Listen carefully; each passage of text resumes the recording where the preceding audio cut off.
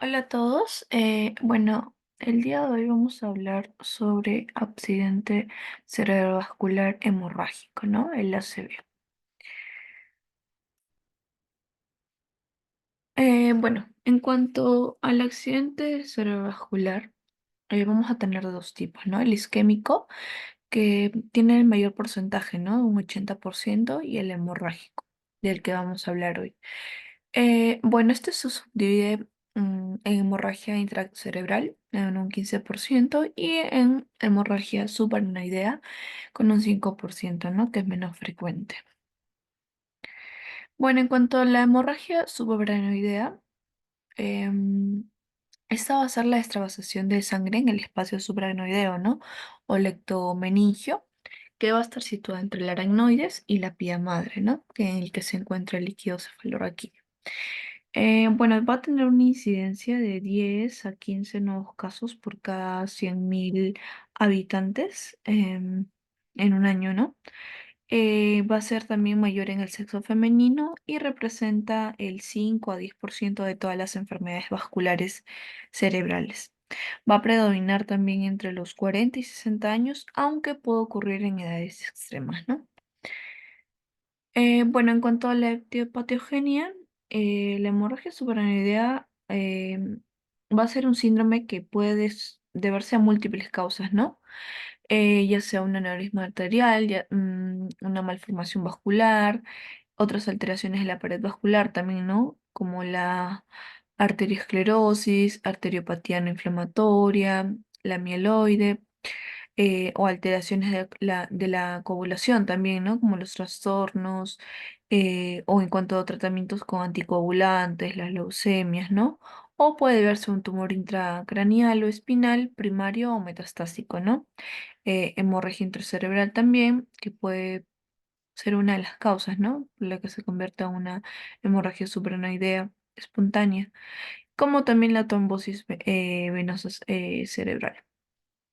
Bueno, en cuanto a los factores de riesgo, se ha observado que la hipertensión arterial, el tabaquismo, el abuso del alcohol y de otras sustancias como las drogas simpatomiméticas van a estar dentro de los factores de riesgo, ¿no? Que pueden causar una hemorragia subaracnoidea.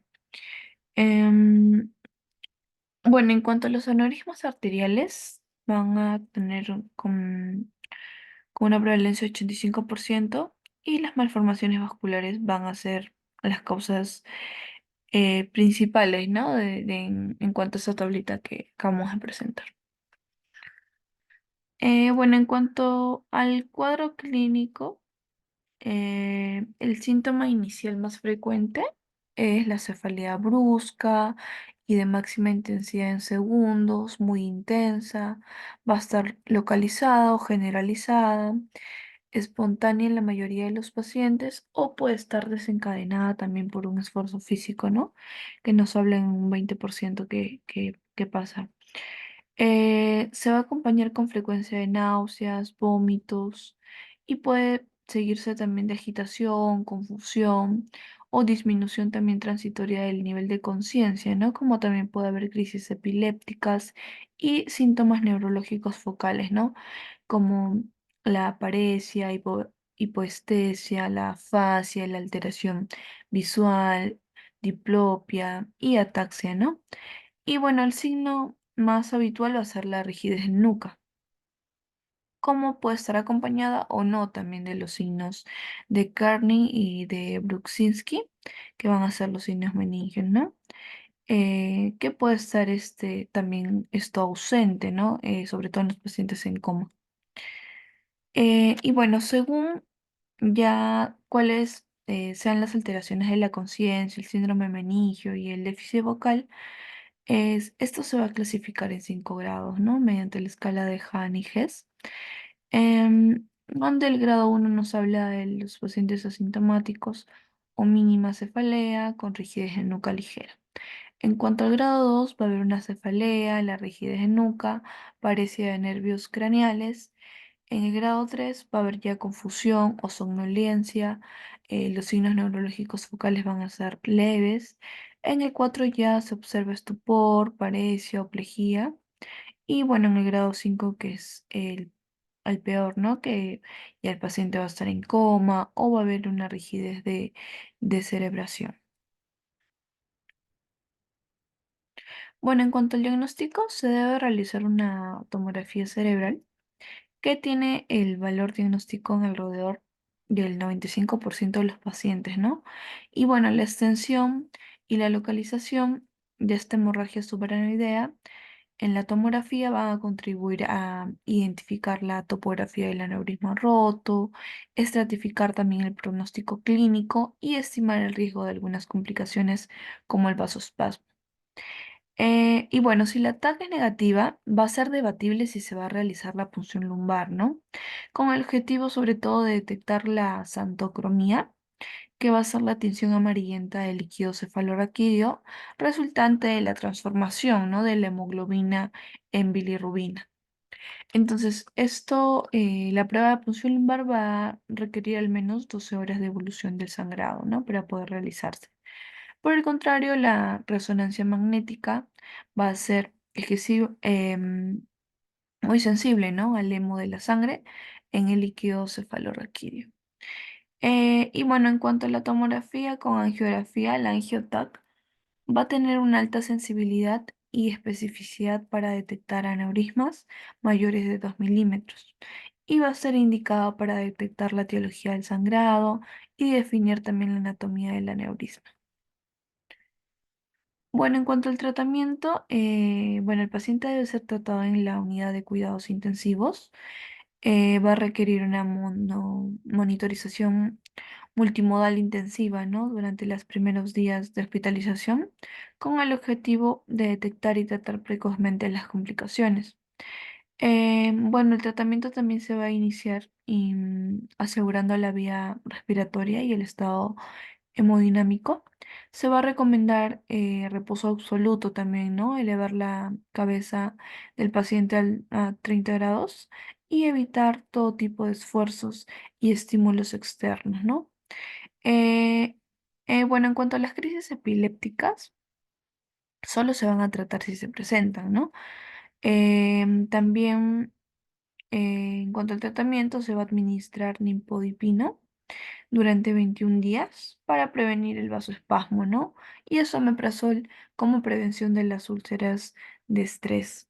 Se van a usar también medias elásticas compresivas hacia el tratamiento del aneurisma y después se va a seguir el tratamiento farmacológico convencional con heparina em, cálcica o la heparina de bajo peso molecular, ¿no? Para prevenir así la trombosis venosa profunda. Y bueno, un tratamiento de 3 días también con ácido tranexámico que va a prevenir el resangrado, ¿no? Sin aumentar el riesgo de vasoespasmo o infarto cerebral. Y bueno, ya el tratamiento curativo va a exigir la completa obliteración del aneurisma, ¿no? Lo que puede realizarse por vía endovascular o quirúrgica y se debe realizar, si es posible, en las 24 a 48 horas después de la hemorragia subaranoidea. Bueno, en cuanto a su pronóstico, el pronóstico va a depender de la etiología, ¿no? Que va a ser es el elemento principal, ¿no? Pero hablando ya de la mortalidad en sí, esta es elevada en general, ¿no? Superior del 40%. Y bueno, 15% de los pacientes fallecen antes de la llegada al hospital, ¿no? Y bueno, en las complicaciones de la hemorragia subaranoidea puede haber otra hemorragia, vasoespasmo, isquemia cerebral tardía, hidrocefalia, crisis comiciales o hiponatremia, ¿no? Bueno, pasando a la hemorragia intracerebral, em, va a ser la colección de sangre en el tejido cerebral originada por la rotura no traumática, ¿no? De un vaso sanguíneo, casi siempre arterial, ¿no? Y bueno, en cuanto a su incidencia, es de 10 a 30 por 100.000 habitantes, va a estar relacionado con el aumento de la edad, ¿no? y una mayor frecuencia también en los varones. Esto va a constituir en un 10 a 15% el total de todas las enfermedades cerebrovasculares agudas, ¿no? Bueno, en cuanto a la etiología, el factor etiológico más importante en sí va a ser la edad, ¿no? Ya que el riesgo se va a duplicar por cada década a partir de los 50 años.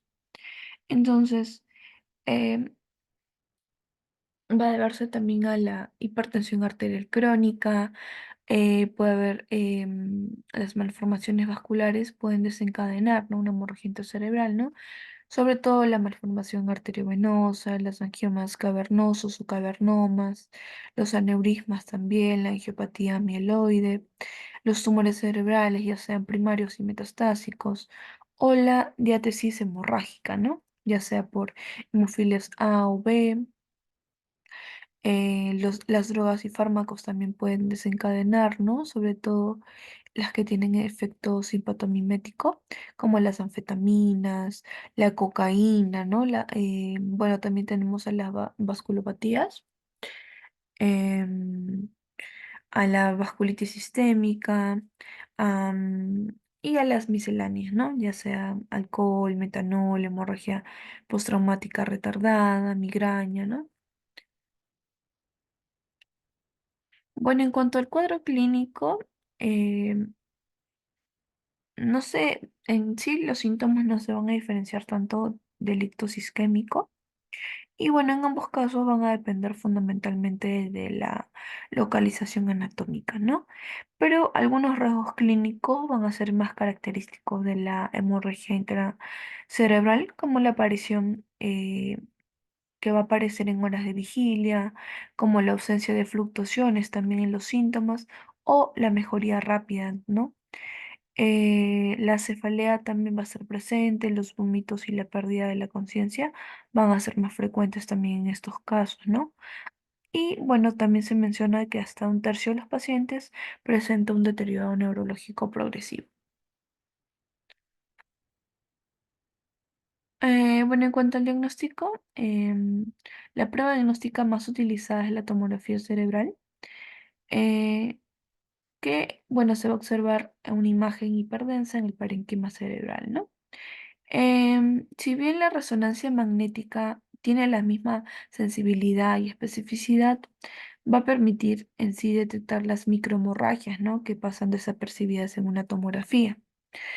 Y bueno, en cuanto a la tomografía con angiografía, el angioTAC, el signo de la mancha va a estar presente en un 61% de los casos, que sobre todo los que presentan un crecimiento ulterior del sangrado, ¿no? Bueno, en cuanto al tratamiento, el tratamiento va a ser general y sintomático. Lo primordial va a ser evaluar el estado de conciencia y las funciones vitales, como también evitar la hipertermia, ya sea con paracetamol o em, metimazol. Y va a ser también conveniente administrar protectores de la mucosa gástrica, ¿no? Y heparina de bajo peso molecular en dosis profilácticas, ¿no? Para prevenir así la trombosis venosa profunda. También se debe realizar una hidratación adecuada e iniciar la nutrición lo antes posible por la vía más segura, ¿no? Otro aspecto también importante va a ser detectar y tratar los posibles defectos de la coagulación y, bueno, la hipertensión intracraneal debe ser tratada mediante diuréticos osmóticos como el manitol, incorporando también en este caso en 30 grados a la cabecera con la cabeza centrada, ¿no? Del paciente. Y bueno, en cuanto al tratamiento quirúrgico, la cirugía solo ofrece mejores resultados que el tratamiento médico en los pacientes con deterioro neurológico, ¿no? Y hematoma superficial, los que sean menos de 1 centímetro de profundidad. Y bueno, los candidatos para el tratamiento quirúrgico, ¿no? Para la cirugía van a ser los pacientes con hemorragia cerebelosa mayor de 3 centímetros, cuyo estado neurológico se está deteriorando o que tienen compromiso del tronco o hidrocefalia también, ¿no? Por una obstrucción ventricular. También a los pacientes que van a estar asociados a lesión estructural, ya sea aneurisma, angioma cavernoso, que tienen posibilidad de un buen pronóstico funcional. Otro de los pacientes también va a ser los pacientes jóvenes con hemorragia lobar de tamaño moderado o grande, cuyo estado neurológico se está deteriorando, ¿no? Esos van a ser los candidatos a cirugía. Y bueno, en cuanto a su pronóstico, la hemorragia intracerebral tiene un peor pronóstico que el ictus isquémico, ¿no? En comparación, comparándolo. Y la mortalidad va a oscilar entre el 30 y 50% a los 30 días o del 60% al primer año, ¿no? Bueno, esto va a ocasionar también una importante discapacidad en un 50% de los supervivientes, ¿no? Y bueno, las referencias bibliográficas tenemos al libro de medicina interna, el Harrison y al Farreras, ¿no? También tenemos artículos sobre las hemorragias supranoideas y las intracraneales, ¿no? Muchas gracias.